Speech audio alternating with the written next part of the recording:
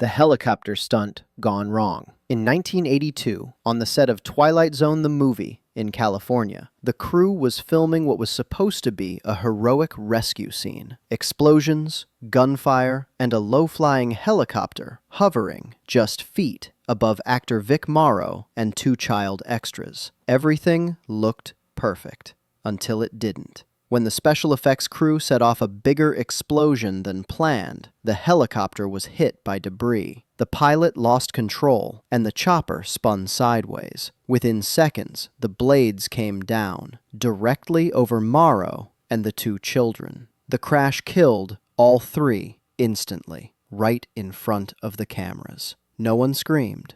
No one moved. The director just whispered, "Cut." But they all knew. It wasn't acting anymore. The studio called it an unfortunate accident. The court called it manslaughter. Hollywood called it Tuesday. The footage was so disturbing, it was never released, but it permanently changed movie stunt laws. You could say the scene was too realistic, mainly because it actually was. The motorcycle jump that never landed. In 1999, in Queensland, Australia, stuntman Dar Robinson prepared for his big finale, a live motorcycle jump across a row of cars in front of thousands of spectators. He'd done it before. It was routine. The crowd chanted, cameras rolled, and he smiled under his helmet. He revved the engine, took off the ramp, and soared beautifully through the air for about 1 second. Then, the back tire clipped the last car, and the bike flipped forward. Robinson hit the ground head first. The crowd went silent, unsure if it was part of the act. For 5 full seconds, everyone waited for him to stand up. He didn't. The announcer shouted for medics, but the audience was frozen, still holding their phones up, filming. Even the commentator said, "Folks, that wasn't supposed to happen." You think? Dar had spent his whole life doing fake danger for movies, only to die doing the one thing that was supposed to be safe.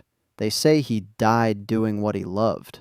Yeah, but I bet he didn't love that part. The explosion scene that was too real. In 1985, during the filming of Rambo: First Blood Part 2 in Thailand, the crew was setting up a massive jungle explosion, the kind where Sylvester Stallone runs in slow motion while everything behind him turns into chaos. The pyrotechnic team planted dozens of charges across the swamp. It looked epic on paper. Fire, smoke, debris, pure 80s action glory. But one of the detonators failed during the test run. A technician named Joseph Haney decided to walk in and check it manually. Big mistake. The moment he leaned over, the faulty charge went off. The explosion was so strong, it launched him 30 feet into the air, straight into the swamp, where fake bodies were already floating for the scene. For a horrifying few seconds, nobody realized it was real. The stuntmen thought it was part of the act. The director even shouted, "Beautiful shot!" Then someone noticed the red wasn't coming from makeup.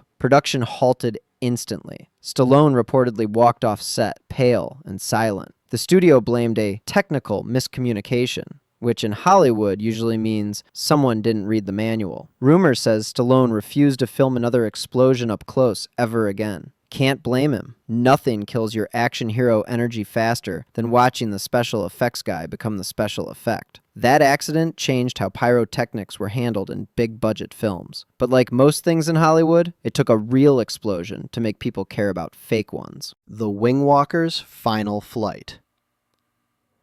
In 2013, at an air show in Dayton, Ohio, stuntwoman Jane Wicker stood on top of a moving biplane. No harness, no parachute, just wind, confidence, and one really bad idea. She'd done it hundreds of times. This time, though, the wind didn't cooperate. The crowd below watched as she climbed out on the wing mid-flight, waving to them. Then, suddenly, the plane dipped.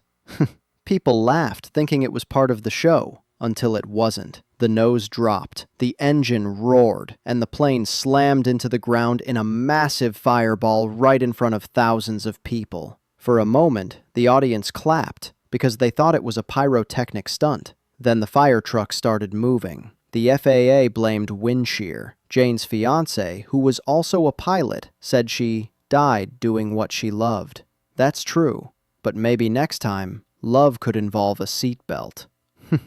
The freefall film that turned fatal. In 2017, during the filming of Resident Evil, the final chapter, in South Africa, stuntwoman Olivia Jackson was performing a high-speed motorcycle chase for a close-up shot. The plan was simple. She'd speed toward a robotic camera arm, and at the last second, the arm would lift. It didn't. She hit it at 60 miles per hour. The camera rig smashed through her face and tore her left arm apart. She survived, somehow, but her career ended that day. Just 2 weeks later, another crew member was killed on the same set when a Humvee fell on him. The studio called it a very challenging shoot, which is Hollywood's way of saying, we destroyed 2 humans, but got the shot. Olivia sued the production and won. Today she speaks about stunt safety, but she once said something that stuck. People watch the explosions, not the people inside them. She's right. Most of us cheer at the boom, and forget that someone's actually inside the blast radius. The daredevil who fell from the sky.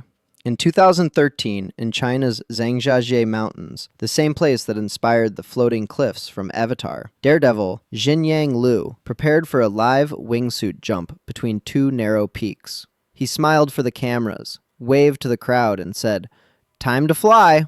And for a few glorious seconds he did.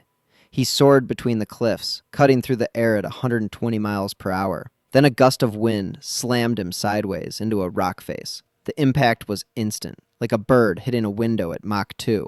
The camera cut away, but the sound didn't. It went from cheering to silence in one breath. Authorities spent hours searching the canyon before finding his body. The cause was listed as pilot miscalculation, which is a polite way of saying the mountain won. The footage never aired, but clips still float around online as motivation videos, because nothing says inspiration like watching a guy prove gravity's undefeated record.